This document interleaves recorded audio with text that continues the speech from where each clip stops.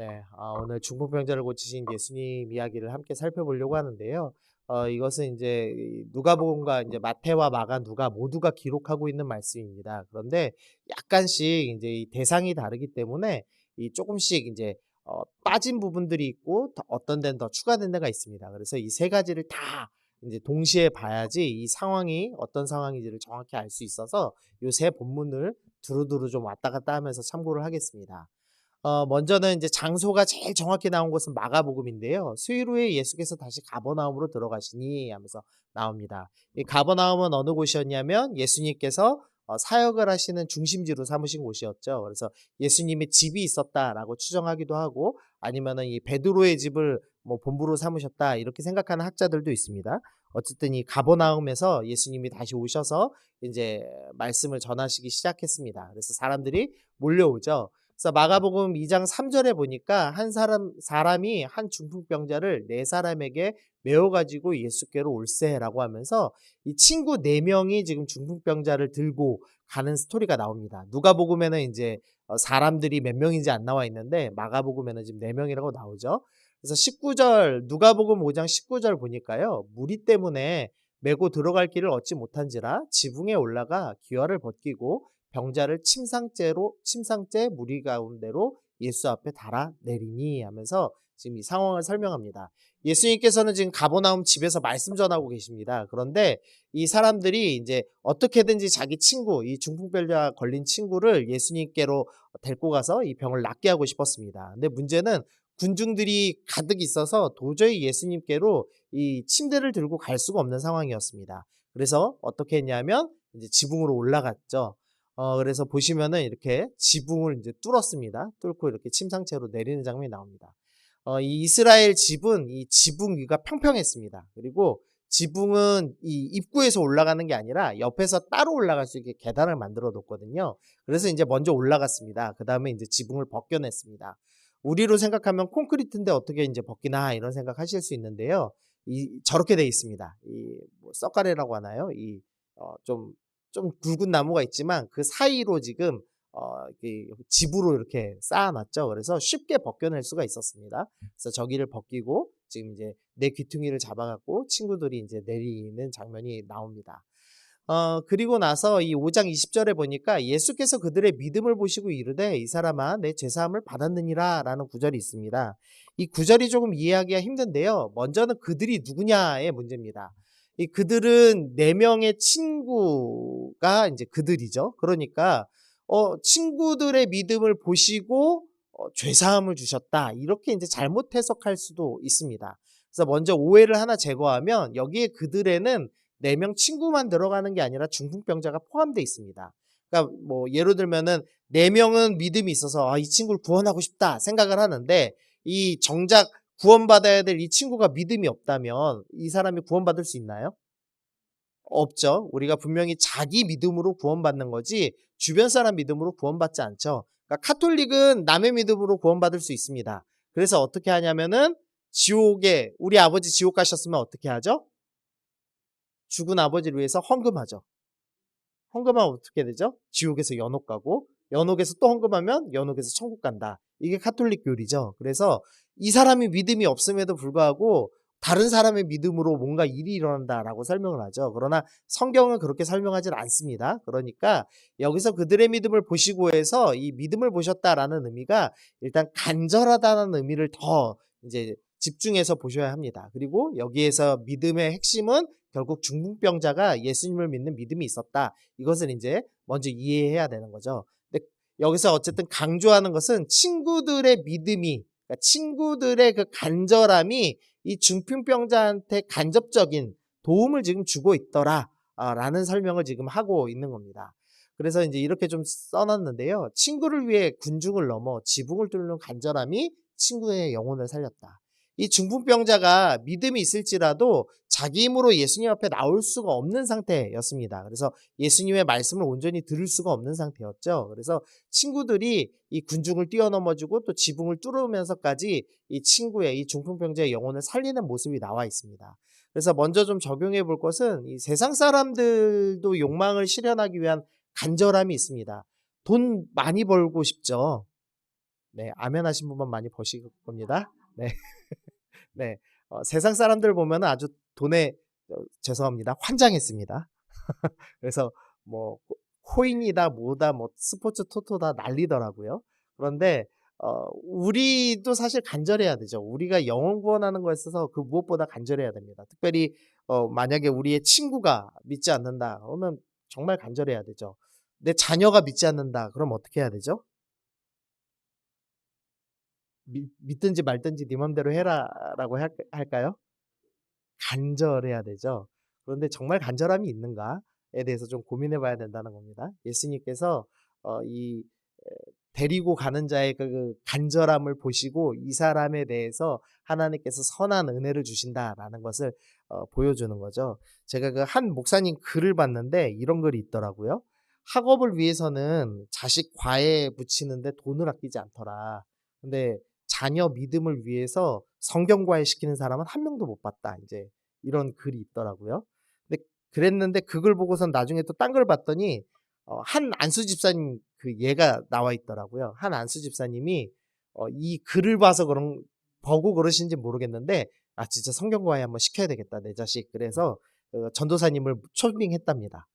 전도사님 오셔서 "제가 과외비 드릴 테니까 우리 아들 성경 과외 시켜 주십시오." 이래서 과외를 실제로 했답니다. 뭐 물론 전도사님이 과외비를 받진 않으셨지만 간식비 다 지급하면서 인제 성경을 배우는 뭐 기간을 좀 거쳤다고 하더라고요. 그 정도의 간절함 있으십니까? 과외비까지는 못 내시겠나요? 예. 예 뭐 저한테 과외 받으시라는 말씀은 아니고요. 그 정도의 간절함이 좀 필요합니다. 그 정도의 간절함을 가지고 영혼을 살리기 위해서 애쓰는 마음이 필요하죠. 지금 우리 중직자들도 1:1 받았지만 청년부도 지금 1:1 받고 있습니다.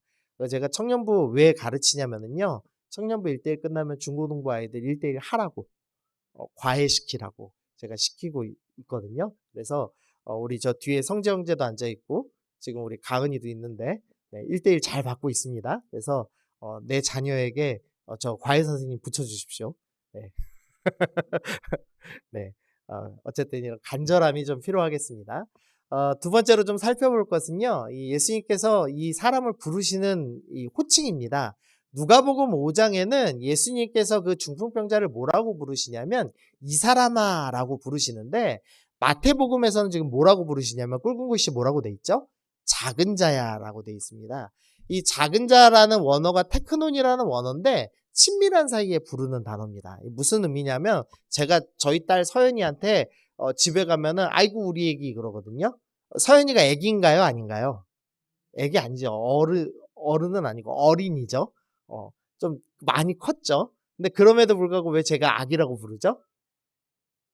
누구보다 소중하고 사랑하니까. 제가 볼 때는 아기니까. 그러니까 마치 작은 자야는 그렇게 친밀한 사이에서 부르는 단어입니다. 근데 문제는 이 누가복음은 이방인들이 보는 그 복음서거든요. 그래서 누가가 이방인들한테 이 유대인들이 쓰는 의미의 작은 자야가 어떤 의미인지를 표현하고 싶은데 이 원어를 그대로 쓰면은 이 헬라 사람들은 이해를 못 합니다. 그래서 할 수 없이 단어를 바꿔서 그러니까 작은 자야라고 해서 이방인들 로마 사람들한테 그대로 보여주면은 '아 이 중풍병자가 아기였구나. 어린 사람이었구나.' 이렇게 이제 오해할 수 있기 때문에 "이 사람아"라고 번역을 해 놨는데 이제 확실한 의미는 친밀하여서 부르는 의미입니다. 예수님께서는 중풍병자를 만나신 적이 있을까요? 없음에도 불구하고 지금 친밀하게 부르시고 있는 거죠. 그러면은 또 그다음 구절 보시면요. 마태복음 9 장에 보니까 "작은 자야 안심하라."라고 먼저 말씀을 하고 계십니다. 예수님께서 이 중풍병자를 향하여서 아주 친밀한 표현으로 "야 너는 내가 잘 알고 있다. 그리고 너는 안심해라."라고 지금 말씀하시는데 그 이유가 뭐냐면 당시 병에 대한 인식 때문입니다. 당시 사람들은 병 걸리면은 죄져서 병 걸렸다고 생각했습니다. "저 죄가 얼마나 많으면 중풍병에 걸렸어." 인제 이렇게 생각을 한 겁니다. 그러니까 병 걸린 것도 억울한데 지금 많은 사람들이 정죄하는 겁니다. "너 죄 진 거 회개해." 욥에게도 친구들이 가서 뭐라고 그러죠? 회개해야 된다고 얘기를 하죠, 그 의인에게. 그러니 이 중풍병자를 향해서 얼마나 많은 정죄가 있었고 또 입으로는 얘기하지 않더라도 얼마나 많은 정죄의 시선이 있었겠습니까? 그러니까 이 중풍병자가 몸만 상한 게 아니라 지금 마음까지 완전히 상한 겁니다. 몸만 못 움직이는 사람이 아니라 사실은 마음까지도 망가져서 움직이지 못할 정도로 상한 사람인 거죠. 근데 예수님께서 제일 처음 뭘 치유해 주시냐? 마음을 치유해 주시는 겁니다. 그래서 예수님이 가셔서 "작은 자야 안심해라." 라고 "나는 너를 잘 안다. 너 안심해라." 라고 말씀해 주고 계시는 거죠. 예수님은 직업이 랍비입니다. 랍비는 이 당시 사회에서 가장 거룩한 축에 속합니다. 그래서 사람들이 랍비랑 같이 밥 먹는 걸 소원합니다. 왜냐하면 같이 밥 먹으면 동급이 되기 때문이죠.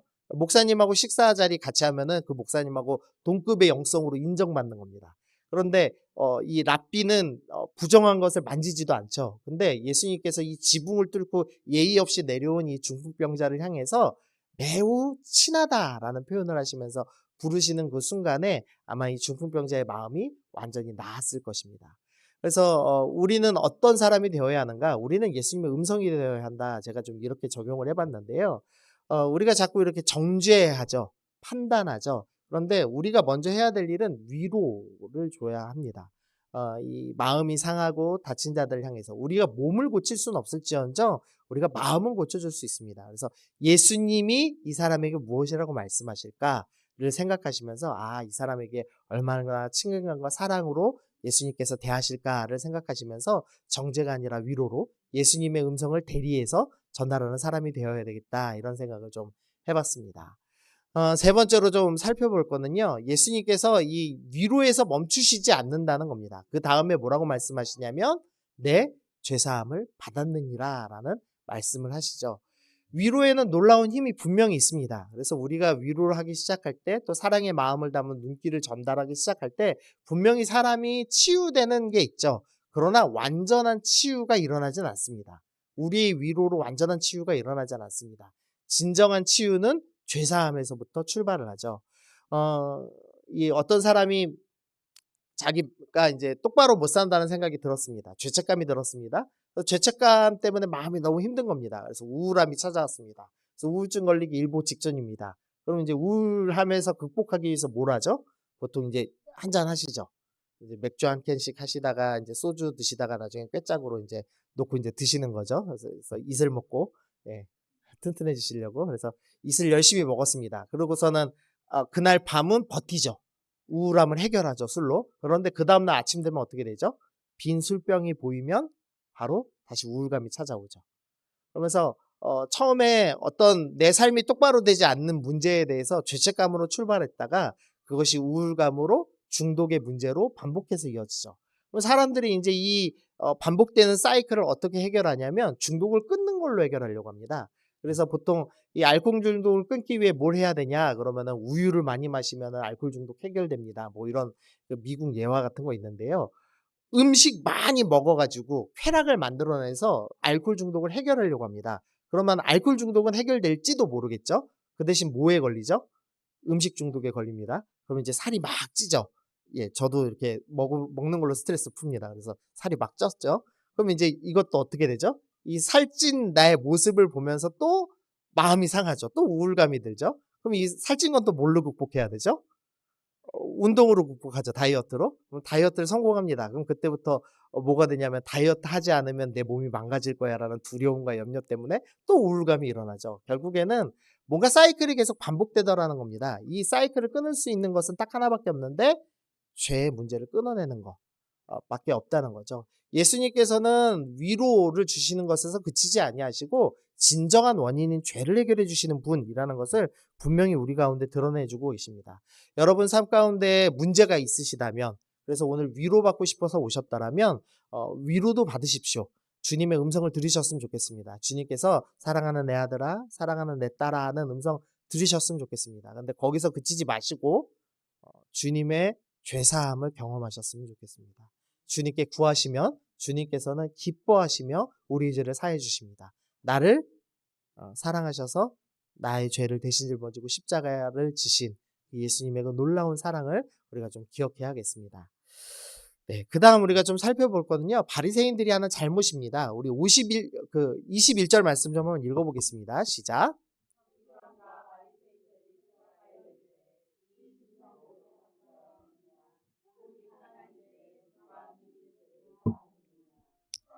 네, 지금 서기관과 바리새인들, 제가 그냥 통칭으로 그냥 바리새인이라고 부르겠습니다. 이 바리새인들이 생각했습니다. 입으로 꺼내진 않았습니다. 그러면서 뭐라고 그러냐면 신성모독이다라는 생각을 했습니다. 왜냐하면 예수님이 지금 죄 사함을 주셨는데 이 바리새인들이 볼 때 예수님은 사람이죠. 랍비죠. 아니 선생 주제에 어떻게 하나님만 하실 수 있는 죄를 사한다는 얘기를 함부로 할 수 있어, 이러면서 신성모독하고 있다라는 생각을 은근히 갖고 있었습니다. 근데 이 바리새인들이 뭘 잘못했냐면요, 세 가지로 좀 정리를 해봤는데요. 첫 번째로는 사실은 예수님 발언이 인간적으로 볼 땐 문제 없습니다. 그러니까 물론 이제 예수님의 의도는 결국 진짜 죄 사해 주시기 위해서 하신 말입니다. 그런데 이 죄 사함을 이 선생님들이 선지자들이 이야기하는 것, 그러니까 너의 죄가 사해졌다라고 이야기하는 게 사람이 했다 손 치더라도 그게 불법은 아닙니다. 왜냐하면은 선지자나 제사장은 하나님 대리에서 죄사하는 선언을 하는 경우가 꽤 많았습니다. 예를 들면 제사장들이 희생 제사를 드리고 나서 뭐라고 그러냐면 당신의 죄가 사해졌습니다라는 멘트를 했고요. 그다음에 사무엘하 12장도 보시면 다윗이 범죄했을 당시죠. 그때 나단 선지자가 다윗이 나단에게 이르되 내가 여호와께 범죄하였노라 하매 나단 선지자가 다윗 왕에게 말합니다. 여호와께서도 당신의 죄를 사하셨나니 라고 하면서 이 나단이 하나님을 대신해서 죄사함을 선포해 주죠. 그러니까 사실은 예수님 멘트는 이 당시 사람들이 볼 때도 문제되는 멘트는 아니었습니다. 그런데 지금 바리새인들이 뭐라고 그러냐면 신성모독이다라고 얘기하는 겁니다. 그러니까 바리새인들은 지금 멘트를 문제 삼는 게 아니라 처음부터 예수님 정죄하고 싶어서 지금 나온 겁니다. 마음에 정죄하고 싶어서 이미 준비를 하고 있으니까 예수님 말을 듣고 지금 정죄를 한 거죠. 두 번째로 바리새인들이 어떤 잘못을 했냐면 이 예수님에 대한 정죄감이 들었습니다. 그것을 어떻게 했냐면 마음속으로 생각만 하고 있습니다. 그것도 문제입니다. 만약에 정말 예수님의 발언이 신성모독이라고 생각이 됐다면 질문을 했어야죠. 당신이 뭔데 그런 이야기를 하는 겁니까? 이렇게 질문을 했다면 예수님께서 답을 해주셨겠죠. 그런데 말을 하지 않았습니다. 사실 우리의 많은 오해는 말을 하지 않음으로써 출발하죠. 그래서 말을 해야 합니다. 말을 안 하죠. 그래서 바리새인들이 나중에 예수님을 뭐라고까지 부르냐면 바알세불, 그러니까 이 마귀들의 왕이다라고까지 이제 표현을 하죠. 자꾸 이 정죄하는 마음을 갖고 쏟아내고 오해를 해소하지 않기 때문에 바리새인들이 지금 예수님을 오해하는 잘못을 하고 있습니다. 세 번째로 눈앞에 중풍병자 자유케 되면은 관심이 전혀 없습니다. 지금 얼마나 놀라운 일이 일어났냐면 일어나지 못하는 중풍병자가 이 죄사함을 받고 치유를 받고 침상을 들고 나가는 놀라운 역사를 본 겁니다. 그러면은 이 이스라엘의 이 비참한 한 영혼이 구원받는 거, 자유케 되는 거, 그게 얼마나 놀라운 일입니까? 그러니까 바리새인들이 정죄하기 전에 먼저 야 그래도 이 사람이 자유케 된 건 너무 기쁜 일이다. 그러면 이 예수는 어떤 분이냐라는 고민을 했어야 되는데 눈앞에 중풍병자 자유케 된 건 관심 없습니다. 오히려 중풍병자가 나은 것 때문에 근심했을 겁니다. 이 예수가 나쁜 놈이고 이거 정죄해야 되는데 이거 병이 났으니 어떻게 해야 되냐, 아마 이런 생각 가졌을 겁니다. 그러니까 이 바리새인들의 온통 관심은 정죄에만 있는 거죠. 그래서 한 영혼이 자유케 되는 것에는 조금도 관심이 없었습니다. 그래서 마치 이 사람들은 정죄하기 위한 사람, 판사와 같은 역할을 지금 하려고 계속 하고 있는 겁니다. 우리 교회 안에 꼭 이 정죄 담당자들이 있습니다. 판사님들이 계십니다. 근데 문제가 있는데요. 주님이 찾으시는 여러 부류가 있거든요. 예를 들면 주님께서는 추수한 일꾼을 찾으시죠. 또 무너진 데에 서서 파수할 파수꾼을 찾으신다라는 말씀도 있고, 또 정의와 사랑을 행할 사람을 찾으신다는 말씀도 있고, 또 예배자를 찾으신다라는 이런 말씀도 있죠. 주님이 여러 부류의 사람들을 찾으시고 세우십니다. 근데 딱 안 찾는 한 부류가 있는데 뭐냐면 판사는 안 찾으십니다. 판단은 누가 하시죠? 하나님이 하시기 때문입니다. 그래서 우리 중에서 여러분께 너는 정의를 지켜서 정죄해라 라는 부르심 받은 사람은 한 명도 없습니다. 그런데 바리새인들이 지금 그 역할을 하면서 잘못하고 있는 거죠. 이 눈앞에 영혼이 어떻게 되는지를 보지 못할 뿐 아니라 사실은 바리새인 자기의 영혼이 망가지고 있다는 걸 못 보고 있는 겁니다. 정죄 때문에 구원자를 앞에 두고도 이 구원자께 당신이 어떻게 이렇게 하시고 계십니까? 어떻게 구원하고 계십니까? 라고 물어보고 해결을 받으며 나음을 입는, 영혼의 회복을 하는 그런 은혜가 있을 수도 있는 놀라운 기회인데 정죄로 다 날려버리고 있는 거죠. 그래서 바리새인들이 이 세 가지 잘못을 하고 있습니다. 여러분도 혹시 이런 잘못을 하고 있지는 않은지 한번 생각해 보셨으면 좋겠습니다. 정죄 때문에 모든 것이 출발했다라는 것을 생각하시면서 정죄가 아니라 감사와 기쁨으로 나아가야겠습니다. 그다음 23절 보시면은요. 이 말씀이 좀 어렵습니다. 예수님께서 지금 말씀하시는데 내 죄사함을 받았느니라 하는 말과 일어나 걸어가라 하는 말이 어느 것이 더 쉽겠느냐라고 하십니다. 자, 죄사함 받아라라는 말과 중풍병자한테 일어나 걸어라 하는 말 중에 둘 중에 어느 게 더 어렵죠? 그렇죠. 이제 사실은 병 고치는 것도 어려운 일이긴 하지만 가끔씩 일어나는 일이죠. 그러나 죄사함은 누구만 하실 수 있죠? 하나님만 하실 수 있습니다. 그러니까 사실은 죄사함이 더 어렵습니다. 분명히. 그런데 일반적으로 사람들은 어떻게 생각하죠? 죄사함은 말만 하면 되지. 근데 일어나는 건 어려운 일이지라고 생각하죠. 그래서 이 본문 어떻게 해석하셔야 되냐면요. 랍비들의 발언의 발언 방식들이 있습니다. 보통은 작은 것을 얘기하고 나중에 큰 것을 얘기하거든요. 그래서 지금 예수님도 분명히 죄사함이 더 어렵다는 걸 아십니다. 그래서 예수님이 선언하신 거죠. 하지만 사람들 너희는 어떻게 생각하냐? 너희는 죄사함은 작고 일어나 걸어가라는 말은 더 크다고 생각하지 않느냐? 그런데 내가 이것도 할 줄 알고 이것도 할 줄 아는 걸 보여주기 위해서 너희가 더 크게 생각하는 것 내가 지금 너희 눈앞에 일으켜 주겠다라고 하시면서 중풍병자에게 명하시는 스토리가 나오는 겁니다. 그래서 조금 헷갈리실 수도 있는데 이 랍비들 방식으로 설명할 때는 이렇게 하는 겁니다. 그런데 이제 죄사함이 더 어렵습니다. 분명히. 어쨌든 이 사람들은 이 죄의 문제보다 당장 눈앞에 있는 중풍병자 낫는 걸 더 어렵다고 생각하죠. 그래서 주님께서 이 중풍병자를 낫게 하심으로 죄사함까지 하실 수 있는 분이라는 것을 보여주시기로 결정하셨습니다. 그래서 뭐라고 말씀하셨냐면 중풍병자에게 일어나 내 침상을 가지고 집으로 가라라고 명령을 하셨습니다. 근데 이때 이 바리새인과는 달리 중풍병자의 세 가지 순종이 나오는 것을 발견할 수가 있습니다. 첫 번째 순종은 일어났다는 겁니다. 중풍병자는 누워서 마비가 된 사람입니다. 그러면은 몸에 힘이 들어가나요? 안 들어가나요? 안 들어가죠. 몸에 힘이 전혀 들어가지 않아서 누워있는 사람, 그래서 근육이 완전히 다 빠져서 일어나기는커녕 손가락도 못 움직이는 사람을 향해서 너 일어나라 라고 말씀하면은 순종하기가 쉬울까요? 어려울까요? 어렵죠. 어. 예를 들면 예수님께서 어느 날 재함아 너가 이제부터 할 수 있으니 마라톤 42.19km를 달려라 라고 명하시면 제가 달릴까요?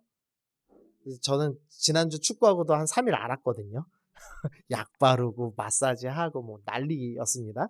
그러니까 제가 말도 안 되는 소리 하시네요. 정 원하신다면 제가 10시간 정도 걸으면 뭐 어떻게 가능할 수도 있겠습니다. 그런데 뭐 어떻게 합니까 주님 이러면서 아마 뛰지는 않았을 겁니다. 그러니까 시도를 잘 안 하죠 사실 우리가.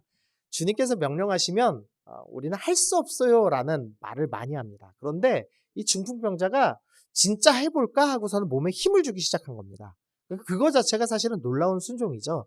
주님께서 우리 가운데 때로는 우리의 능력을 넘어서는 요구를 하실 때가 있습니다. 네가 이제 나음이 있었다. 너 할 수 있다. 너 한번 해봐라. 라고 말씀하실 때 우리 어떻게 해야 되죠? 행하기로 결정해야 됩니다. 주님께서 힘을 주시는 분이시기 때문이죠. 주님께서 고치기로 결정하시면 완전히 고치시죠. 제가 뭐 여러 차례 말씀드리지만 제가 상태가 꽤 안 좋았습니다. 우울증도 있었지, 뭐 귀신도 들렸지, 뭐 자살시도도 여러 번 했죠. 그러니까 멀쩡한 사람은 아니죠. 제가 사실 성격도 꽤 안 좋았습니다. 그래서 저희 집사람 처음 만났을 때 주변 사람들이 저희 집사람 보고 미쳤다고 그랬어요. 진짜로. 설마 결혼할 건 아니지? 너 미쳤어? 이렇게까지 얘기할 정도로 제가 성격이 지금도 안 좋지만 그땐 더 안 좋았습니다. 그랬는데 저한테 주님께서 사역을 맡기시고 성경 공부를 가르치는 것을 맡기시는 거예요. 제가 믿어졌을까요? 안 믿어졌을까요? 안 믿어지죠. 아니, 나도 아직도 우울증이 해결 안 된 것 같아서 가끔씩 우울하고 못 견디겠고 다른 중독들이 여러 가지 있는데 주님, 제가 성경 공부를 가르쳐서 다른 사람을 변화시키라는 게 말이 됩니까? 이 생각을 가지면서 시작했죠. 그런데 이해할 수 없는 것은 나도 완전하지 않지만 주님께서 나를 통하여서 누군가를 고치시더라는 거죠. 그래서 우리가 해야 될 순종은 할 수 없음을 알매도 불구하고 순종하는 믿음이 필요합니다. 그래서 난 못해요. 그렇지만 주님 말씀 의지해서 할게요 라고 결단하시면 좋겠습니다. 두 번째로는 침상을 들었다는 겁니다. 사실 이 중풍병자가 몸이 나은 다음에 제일 처음 하고 싶은 일은 뭐냐면 침상 버리는 거죠. 내가 이전에 중풍병 걸렸다는 거를 알면 사람들이 뭐라고 생각하죠? 죄인이었어라고 생각했을 겁니다. 당시 문화에 의하면. 그런데 이 주님께서 침상을 들라고 명하십니다. 그랬더니 이 중풍병자가 순종하죠. 침상은 자기가 예전에 중풍병자였다는 것을 기억나게 하는 것입니다. 그런데 주님께서 그걸 들고 가라고 명하실 때 맞아, 나는 원래 중풍병자였고 내 능력으로 고침받거나 내 의로움으로 고침받은 게 아니라 주님께서 날 고쳐주신 거야를 기억하기 위해서 기쁨으로 침상을 들고 가기로 결정하는 모습을 보여주고 있습니다. 그 마커스 워십 이름 들어보셨죠? 이 마커스 홈페이지에서 제가 그냥 복사해서 넣었는데요. 내가 내 몸에 예수 그리스도의 흔적을 가졌노라 라는 갈라디아서 6장 17절 말씀을 근거로 마크, 흔적에다가 이하를 붙였습니다. 그래서 이제 흔적을 만들어가는 사람들이라는 뜻으로 마커스를 이름을 지었거든요.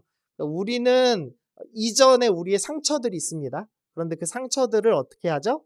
자랑스럽게 내보일 수 있는 사람입니다. 제가 목사가 우울증이 있었던 게 무슨 자랑이 되겠습니까? 근데 제가 이걸 내보이니까 우울증 걸린 사람들이 많이 고쳐지더라고요. 희한한 일이죠. 세상 사람들은 숨기려고 하는 일일 텐데. 그래서 오히려 이 중풍병자의 침상은 놀라운 은혜의 상징이고 놀라운 흔적이 되었을 것입니다. 그래서 주님께서 침상을 들고 가려고 하시는 거죠. 여러분들 가운데 이전의 과거에 상처가 있으실 겁니다. 분명히. 뭐 온전한 사람이 어디 있겠습니까? 다 좋은 상태에서 예수님 믿지 않고 다 여러 가지의 흔적들이 지금 많이 여기저기 상처가 있으실 겁니다. 그런데 부끄러워하실 필요가 없죠. 왜냐하면 주님께서 우리를 고치셨기 때문이죠. 그래서 당당하게 침상을 들고 사람들 앞에 서는, 나의 상처를 들고 사람들 앞에 서는 그런 믿음이 필요합니다. 그런 순종이 필요합니다. 세 번째로 집으로 갔다는 겁니다. 예수님을 등지고 가고 있는 거죠. 예수님과 점점 멀어지고 있습니다. 무서울까요? 안 무서울까요? 진짜 고침 받은 사람은 압니다. 저는 진짜 고침 받았잖아요. 영적으로. 무섭습니다. 왜냐하면 그냥 고침받은 그곳에 머물고 싶습니다. 예를 들면 제가 예수전도단에서 훈련받으면서 이 우울증이나 여러 가지 상처들이 극복됐기 때문에 예수전도단을 나온다는 것 자체가 저한테 대단한 두려움이었습니다. 그래서 많은 선교단체에서 훈련받는 사람들이 선교단체를 벗어나지 못하고 계속 훈련만 바꿔서 여러 가지를 합니다. 종교 중독자가 되는 경향들이 보입니다. 우리가 예수님께 고침받았다라고 한다면 고침받아서 주님께서 주신 사명을 이루기 위해서 교회 안이 아니라 세상 밖으로 나아가는 믿음의 삶을 사는 것, 그게 진짜 치유받은 사람들입니다. 그런데 많은 사람들은 사실은 다시 재발할지도 몰라. 그러니까 예수님이 고쳐주셨음에도 불구하고 나는 완전한 치유는 일어나지 않을 거야 라는 두려움에 사로잡혀서 종교 생활에만 집중하는 모습을 보여줍니다. 그러나 이 중풍병자는 담대하게 예수님을 등지고 주님께서 허락하시는 사명의 자리로 떠날 수가 있었죠. 그랬기 때문에 하나님께 영광을 돌릴 수 있었던 것이죠. 여러분이 진정하게 예수님을 믿는다면, 그리고 예수님께서 여러분들의 죄를 해결해 주셨고 여러분들을 고쳐주고 계시다라고 믿으신다면 여러분은 담대하게 교회에만 머물 것이 아니라 교회를 넘어서 세상 속에서도 예수님을 전하는 사람으로, 나의 상처를 당당히 드러내는 사람으로, 나는 능력이 없어 부족하지만 내가 힘을 줘서 일어나는 사람으로 살아야 된다라는 것을 우리가 중풍병자를 통해서 살펴볼 수가 있습니다. 마지막입니다. 우리 9장 8절 한번 읽어보겠습니다. 시작.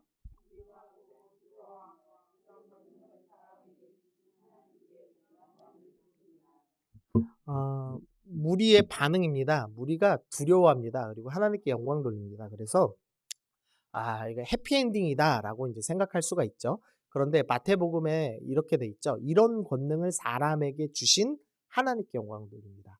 그러니까 이 사람들의 초점은 어디에 있냐면 이 사람이 능력을 행했어에 초점이 더 있습니다. 즉 예수님이 죄사함까지 하시는 구원자에 대해서 관심을 가져야 하는데 지금 죄사함 주신 것은 관심이 없습니다. 그냥 사람이 일어났어. 그 사람이 명했더니 중풍병자가 일어났어. 거기에만 관심을 갖고 있습니다. 그래서 결국엔 온전히 예수님께 가지를 못한 거죠.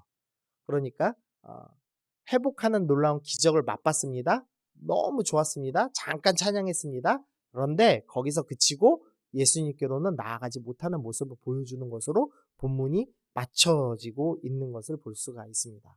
그러니까 이 지금 본문에 세 가지 부류가 나오는 거죠. 하나는 처음부터 정죄하기로 결정했습니다. 기적을 보고도 끝까지 정죄하면서 믿지 못하던 이 바리새인들이 있는 것이고, 회복된 것은 보았습니다. 영광도 돌렸습니다. 그러나 죄사함을 주신 예수님 앞으로까지는 나아가지 못하는 무리들이 있었던 것이고, 자신이 아무것도 없었음에도 불구하고, 일어날 힘조차 없었음에도 불구하고 주님 말씀에 순종해서 일어나서 침상을 듣고 주님께 영광을 돌리며 사명의 장소로 나아간 중풍병자가 나오는 겁니다. 여러분은 어떤 부류에 지금 계십니까? 를 스스로 좀 생각해 보셨으면 좋겠습니다. 주님께서 부르시지도 않은 판사의 자리로, 정죄의 자리에서 지금 있으시는, 기쁨은 완전히 사라진 채로 내 영혼을 망가뜨리고 내가 정죄하는 상대를 망가뜨리는 사람으로 살고 있지는 않은지, 아니면 이 교회에서 위로는 받지만 회복은 하지만 거기서 그치고 예수님께로까지는 나아가지 못한 채, 사명의 자리로 나가지 못한 채 그저 이 종교 생활에만 머물고 있는 사람은 아닌지, 아니면 정말로 완전히 회복되어서 믿음으로 사명을 향하여 달려나가는 중풍병자인지 생각해 보시면 좋을 것 같습니다. 네, 그래서 적용 한번 쭉 읽어보겠습니다. 친구들처럼 군중을 넘어서 지붕을 뚫고 예수님께로 데려가는 간절함이 필요합니다.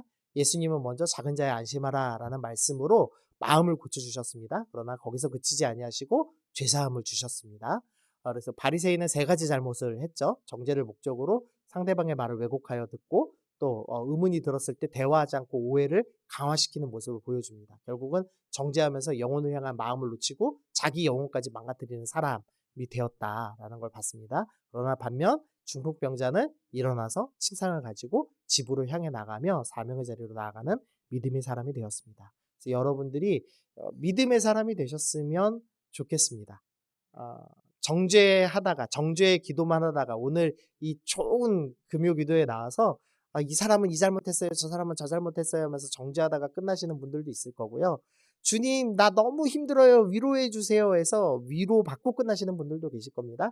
그것을 넘어서 주님, 내가 할 수 없음에도 불구하고 주님께서 하게 하실 줄 믿고 싸우겠습니다, 사명의 자리로 달려나가실 수 있는 분도 있을 거라고 생각합니다. 오늘 이 중풍병자와 같이 힘을 얻고 나아가시는 여러분 되셨으면 좋겠습니다.